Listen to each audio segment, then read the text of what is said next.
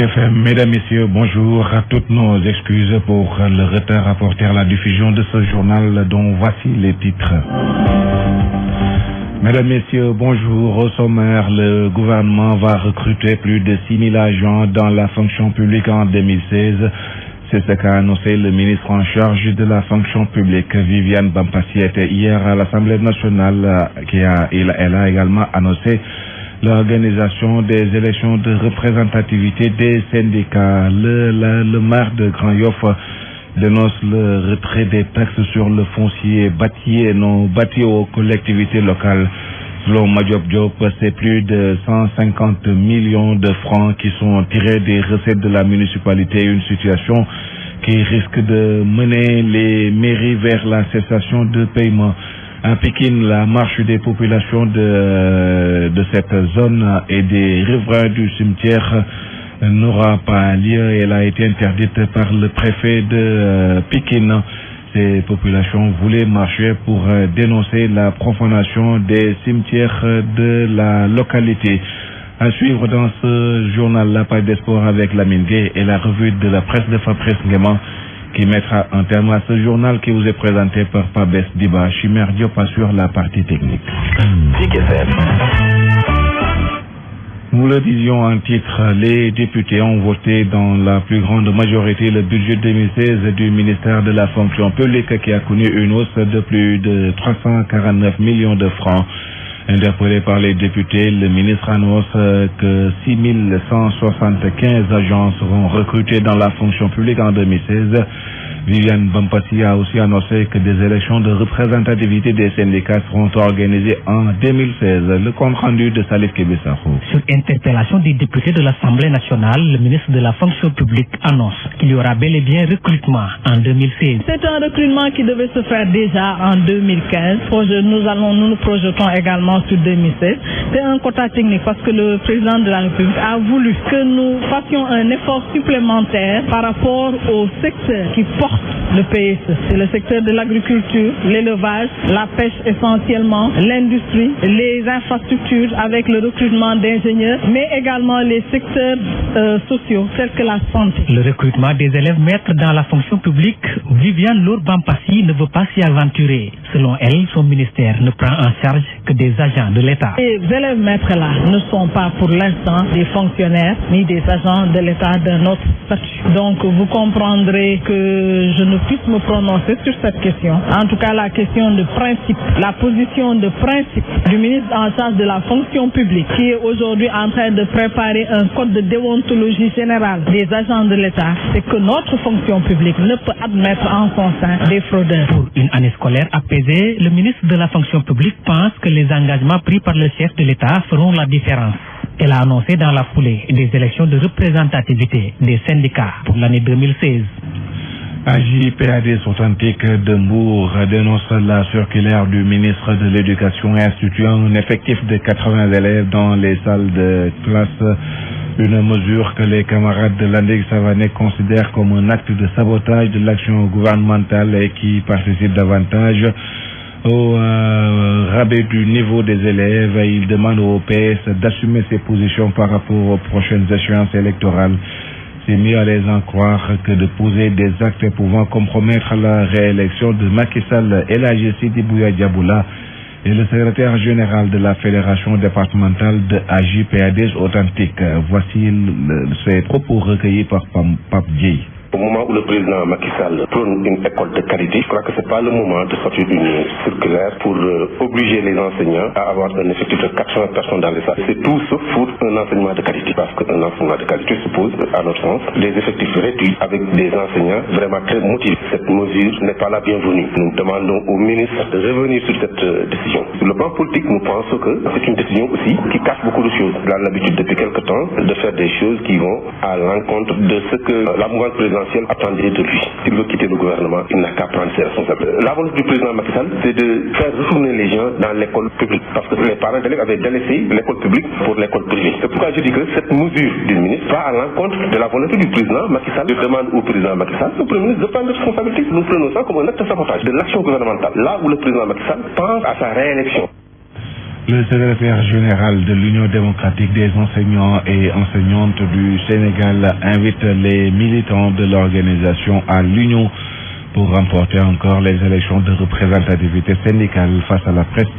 La direction de l'UDEN dit tendre la main à ses adhérents, y compris à ceux qui optent pour la création d'un autre syndicat à Ouad, et la secrétaire générale, la voici avec Gouranda Klo. Nous leur demandons de regagner les rangs, de se préparer pour les prochaines élections, puisque le mandat prend fin d'ici 2 ans et demi pour briguer le suffrage sur le vote. C'était l'économie vraiment de la communication que nous avons fait. Nous ne souhaitons pas verser dans la polémique, puisqu'il y a certains éléments, les camarades qui étaient à la CA peuvent en juger. Même s'il y a des questions nouvelles, vraiment nous les appelons à rejoindre les rangs. Vraiment, nous souhaitons les revoir venir. Nous savons qu'ils peuvent préparer des élections, préparer un candidat et briguer le suffrage comme tout autre camarade dans les règles de l'art.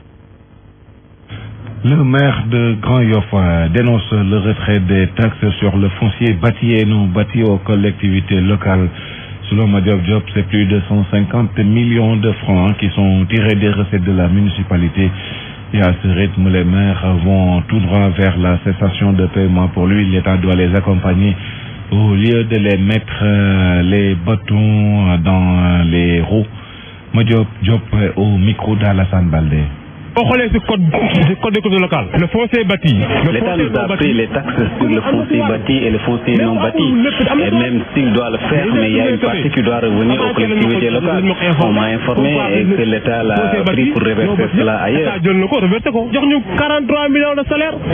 C'est une perte de plus de 150 millions au moment où on a des salaires à payer de 43 millions, des factures de la Sénélec qui deviennent de plus en plus salées. L'État doit au contraire nous accompagner au lieu de nous mettre les bâtons dans les roues. Donc l'État doit accompagner les collectivités locales ont devoir et droit d'accompagner les populations, mais il nous faut les moyens de les accompagner. Clôture hier de l'atelier régional des journalistes sur la gouvernance. Les 3 jours d'échange ont permis de montrer que les journalistes sont incontournables pour aboutir à une bonne gouvernance. À l'issue donc de la rencontre organisée par l'Institut Panos Afrique de l'Ouest dans le cadre de son projet Femmes et Médias, un réseau régional des journalistes ouest-africains a été mis en place. Le compte rendu de Fatoulaye Mbaye. Les journalistes du Bénin, Côte d'Ivoire, Ghana, Sierra Leone, Guinée et Sénégal ont côtoyé durant 3 jours les instruments de gouvernance en Afrique de l'Ouest et ceux juridiques relatifs aux femmes, ceci en vue de pouvoir les aborder dans les productions médiatiques. Libas Anne, chargé de projet à l'Institut Panos. Renforcer sur certaines questions cruciales de gouvernance comme les instruments juridiques de gouvernance à l'échelle régionale, les instruments régionaux en matière de passation des marchés publics, les politiques et instruments de genre au niveau de l'espace CEDEAO, la couverture des événements internationaux. Face à la corruption, le rôle d'éveil des journalistes est nécessaire pour redresser la barre. Libas Anne. Les journalistes sont incontournables. Sans les journalistes, il sera très difficile de parler de bonne gouvernance parce que, en fait, l'un des piliers sur lesquels s'appuie la gouvernance, c'est la transparence. Or, on ne peut pas avoir de transparence sans accès à l'information. Le réseau des journalistes ouest-africains pour la promotion de la bonne gouvernance est né. L'Ivoirienne Jeannette Gbagbo est portée à la tête. Nous allons nous atteler tous ensemble une synergie pour travailler. Parce que déjà nous le faisons dans nos localités, nous éveillons les consciences. Le réseau a été créé à l'issue de l'atelier régional sur la gouvernance organisé par l'Institut Panos Afrique de l'Ouest dans le cadre de son projet Femmes et Médias. La déléguée générale à la protection sociale et la solidarité nationale appelle les comités de quartier et les comités communaux à la transparence afin que les bourses de sécurité familiale accèdent aux ayants droit. Dr Rantassar Diako, en tournée à Tivaouane Diacksao, soutient qu'un système de réclamation est mis en place. Elle invite les maires et les populations à dénoncer toute personne qui est bénéficiée pour rectifier le tir. Madame Antassar Diako au micro de Nanko Bakayoko. Il y avait juste quelques craintes et ça m'a permis aujourd'hui d'éclairer toute la population, de comprendre réellement ce qu'est le programme national de bourse de sécurité familiale. Nous avons mis en place un dispositif. Nous leur avons aussi demandé, s'ils ont vu qu'il y a des bénéficiaires qui ne sont pas des ayants droit, il faut les dénoncer. Donc il faudra que le maire prenne l'initiative d'écrire le sous-préfet. Et le sous-préfet nous fera parvenir la liste de ces personnes qui ne devraient pas en bénéficier, puisque ce sont des enquêtes que nous faisons. Et comme cette enquête est faite de façon passive, c'est-à-dire tout le monde regroupé dans un seul lieu, une personne qu'on enquête peut ne pas donner l'exactitude. Et dans ce cas, cette personne peut sortir bien bénéficiaire alors qu'elle ne doit pas en bénéficier. Et ce sont ces cas-là que nous voulons vraiment que les maires, le sous-préfet, nous fassent parvenir ces listes pour que nous puissions les faire ressortir de cette liste. Shell, Molendi May, Traffic News.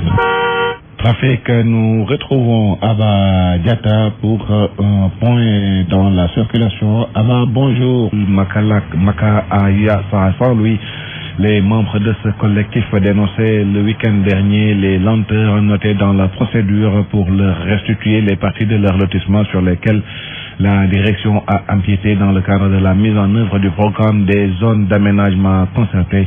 La direction rassure que des mesures ont été prises pour accélérer le processus de mise à disposition des parcelles au plus tard. Fin décembre, Mandiaye Ndiaye est le coordonnateur du programme des zones d'aménagement concerté.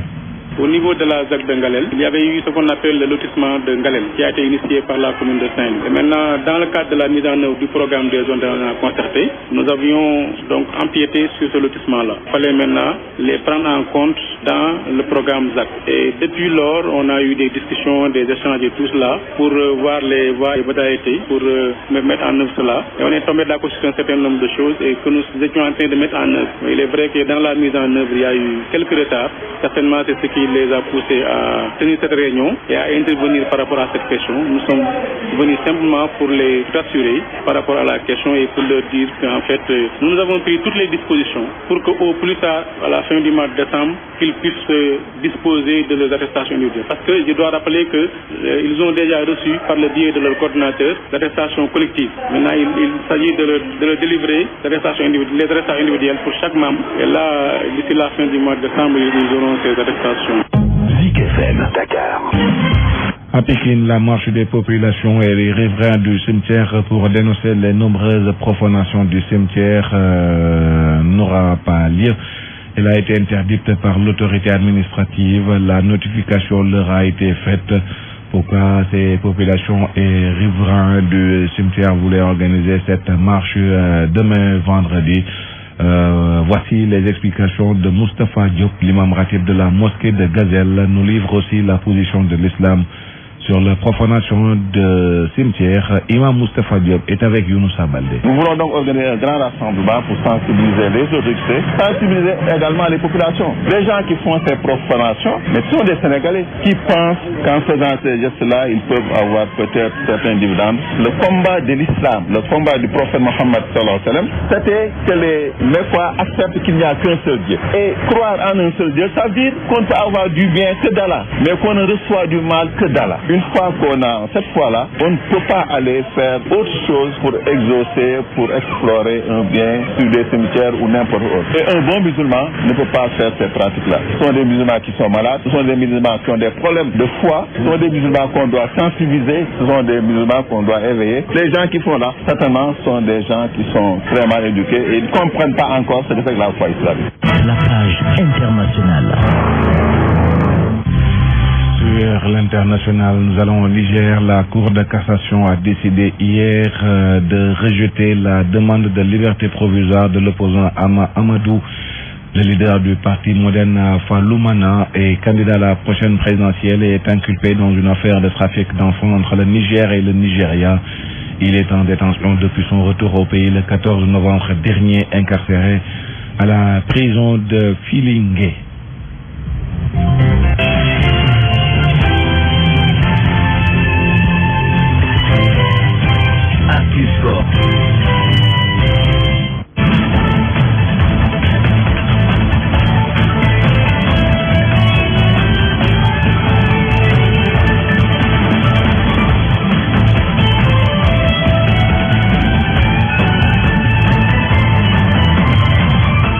sport à 7h passées de 24 minutes. Nous accueillons Lamine Gueye. Lamine, bonjour. Bonjour Pabès, bonjour à tous. Football Nigeria-Algérie, c'est l'affiche de la finale de la CAN U23. Le Sénégal et l'Afrique du Sud sont recalés. Oui, le Sénégal peut nourrir encore des regrets pour avoir dominé son adversaire, le Nigeria, durant presque tout le match. Un Nigeria maintenu quand même en vie par un superbe Emmanuel Daniel, le portier qui a réalisé des arrêts exceptionnels, se payant même le luxe d'arrêter un penalty, celui de Ibrahima Sori Keita en fin de première période. En face, le portier et capitaine sénégalais n'a pas été trop sollicité au point de perdre la concentration dans cette sortie hasardeuse à la 73e qui offre un penalty et une expulsion derrière de Ousseynou Thioune. L'expérience nigériane dont on a parlé hier a fait le reste. À l'arrivée, 1-0 pour le Nigeria qui tient sa finale et Rio.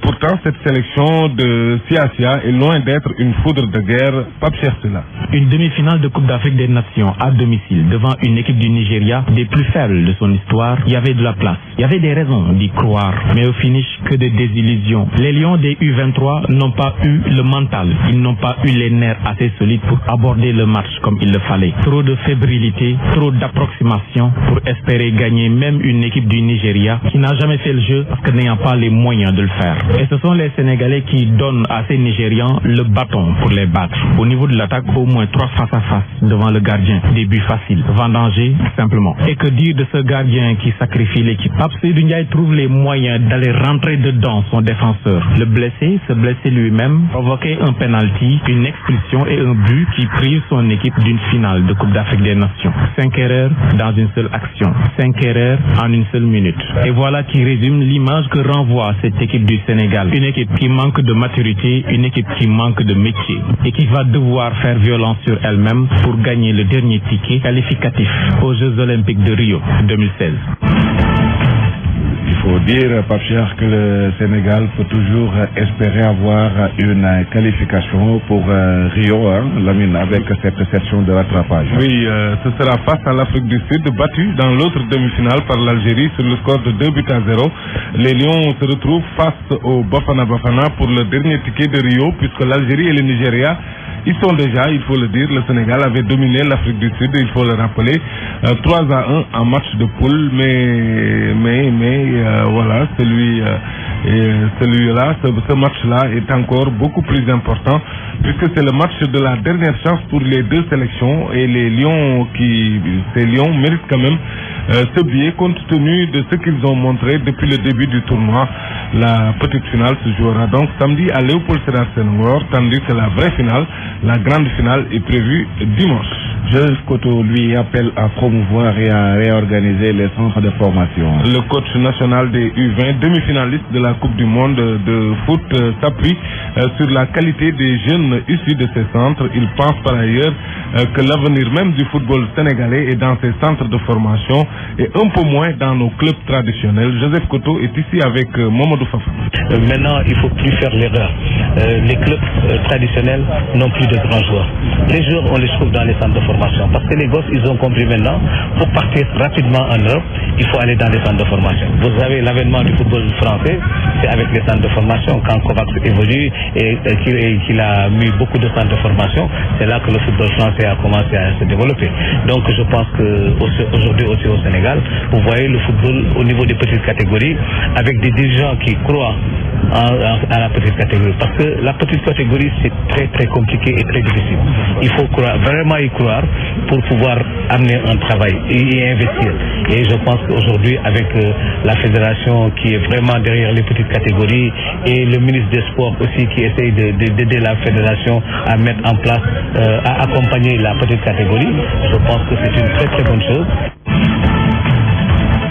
Nous terminons avec la Ligue des champions en Europe. Les qualifiés sont donc connus à venir, l'Europa League ce soir. Oui, les 16 qualifiés pour les huitièmes de finale. Il s'agit des Anglais d'abord, Chelsea, Arsenal qui sont qualifiés hier et qui rejoignent Manchester City. Les Espagnols, Barcelone, le Real Madrid, l'Atlético. Des Allemands également, le Bayern et Wolfsburg. L'Italie est représentée par la Juve et la AS Roma. Et puis le Paris Saint-Germain est là. Le PSV Eindhoven, Benfica de Lisbonne, le Dynamo de Kiev, le Zénith Saint-Pétersbourg et enfin le petit poussé, peut-être les Belges de la Gantoise. Ces équipes qualifiées connaîtront leurs adversaires lundi avec le tirage des huitièmes de finale.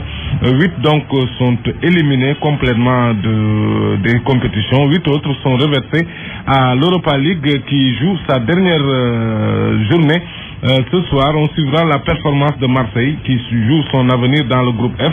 Ce sera sur la pelouse de Slovan Liberec. Bordeaux, déjà éliminé, reçoit le Rubin Kazan dans son groupe B. Et puis Saint-Etienne, qui est qualifié, accueille la Lazio de Rome. À suivre également, Babès, à 15h, la conférence de presse de Noël Gret, le président de la Fédération française de football. Il devra donc annoncer sans surprise la suspension de Karim Benzema de l'équipe de France suite à l'affaire qui l'opposait à Mathieu Valbuena. Sur cette vidéo intime, on parle de chantage. On verra à 15h la conférence de presse. Merci, Lamine.